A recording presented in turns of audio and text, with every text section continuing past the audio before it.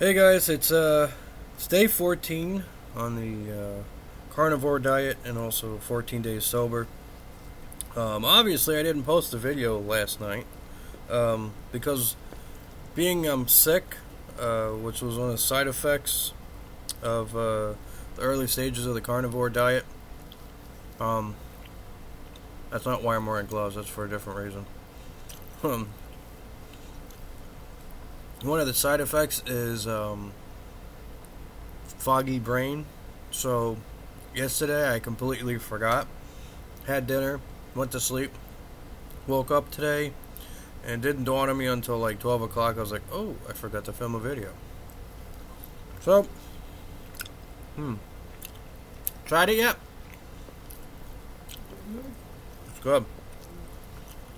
So, I would say it's like day 3. Well, day 1.5 for my mother, and day 3 for me of like being sick. Now, she didn't really get sick yet, or she may not be getting it at all. Hopefully not.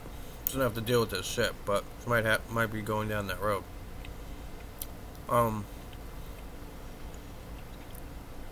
My lower left back hurts. My top right shoulder hurts. If I push in certain spots on my knees, they hurt where they never did before. And my mother hurts basically almost exactly in the same spot, which is crazy. And every place I've looked, everybody's going through the same stuff. It's a pain that for me never goes away. I just took a couple aspirin earlier, so I actually subsided it a little bit.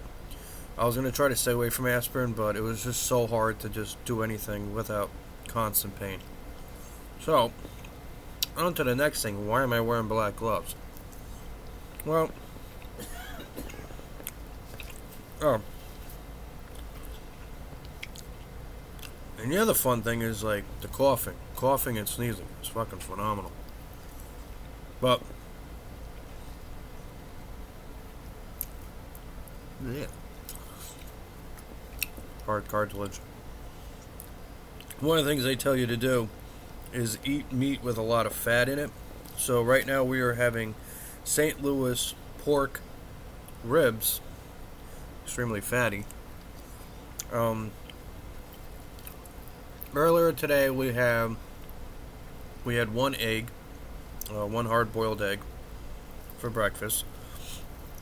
And then for lunch, see, this is where the brain fogging comes in, right? We had what, steak and eggs, right? Yeah, we had 2 eggs with like 4 or 5 strips of bacon in them, and skirt steak for lunch. Never had that for lunch in my life.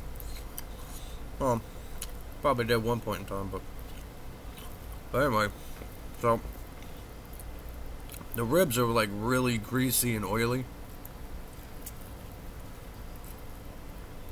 It's good for my beard. Look how that comes off the bone. It's such a clean bite. So I'm going to tell you guys how to make your ribs this fucking good. For starters, take them out of your freezer like 3 or 4 hours before you cook them. The reasoning is you want to get it nice and defrosted. Then what I did is I wrapped them in aluminum foil. And, well, at first I laid down the aluminum foil in a pan. Then I put them in. And then I put some cuts in them. One way and then cuts the other way. So that it's cut like this. The reasoning for that is so that the next stuff that I have that I can put in there that's going to soak it, go in there nice, it's going to soak up my seasoning.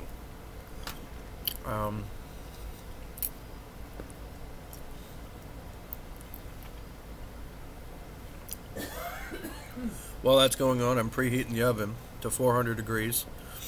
And I smother the top of it with my bacon grease butter. And I put some basil, oregano on top, and a little bit of salt, a little bit of pepper, and I cover the top of it. I completely, close them up with aluminum foil. I put them in the oven for an hour and 30 minutes, I think it was. Yeah, about an hour and 30 minutes at 400 degrees. With 30 minutes left, I took them down to 350 and I let them cook for the last half hour. Pull them out. Let them rest for maybe like 5-6 minutes while I got out the plates and everything. Cut them up, put them in a plate, put all the juices here, handed out gloves and napkins, and away we go. Real simple. It's thoroughly cooked through.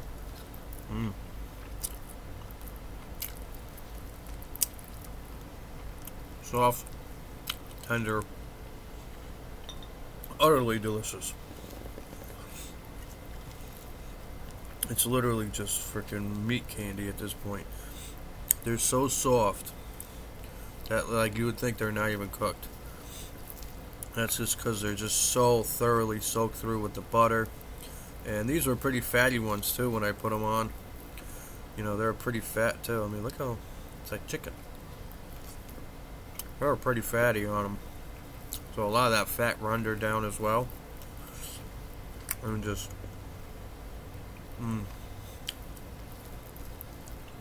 infused in this frickin' meat lover's paradise.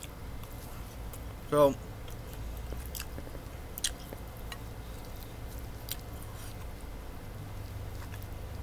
on another note, my mother and I are having trouble sleeping at night.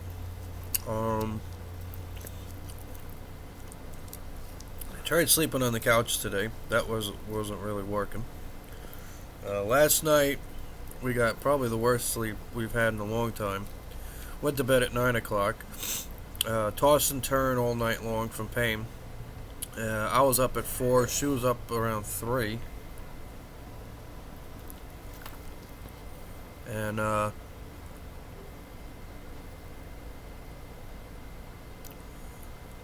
that is that. So, you alright? Anyway, so sleep we had was not really the greatest. So, on another note, try to keep you guys updated. Try to remember to post every day. But, I'm going to keep plugging away at this. And I will be talking to you guys tomorrow.